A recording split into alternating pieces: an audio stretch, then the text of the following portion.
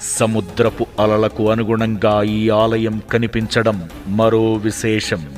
అలలు తక్కువగా ఉన్నప్పుడు ఒక్కొక్క అంగుళమే ఈ ఆలయం బయటపడుతూ చివరికి భక్తులు అందులోకి వెళ్లే అవకాశం లభిస్తుంది.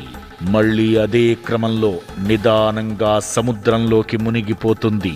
ఆలయం బయటకు రావడం దగ్గర్నుంచి సముద్ర గర్భంలోకి వెళ్లిపోవడం వరకు మొత్తం క్రమాన్ని గమనించేందుకు భక్తులు ఉదయం నుంచి సాయంత్రం వరకు తీరం వద్దనే వేచి ఉంటారు. చంద్రుని కళలను అనుసరించి ఒక్కో రోజు ఒక్కో తీరుగా ఆలయం దర్శనమిస్తుంది. సముద్రం మంచి పోటు మీద ఉండే అమావాస్య, పౌర్ణమి రోజుల్లో శివుని దర్శనం కోసం కాస్త ఎక్కువసేపు వేచి ఉండాల్సి వస్తుంది. స్తంభేశ్వర ఆలయాన్ని కావాలనే ఇలా నిర్మించారా, లేకపోతే కాలక్రమేణా ఈ తీరుగా మారిందా అనేది చెప్పడం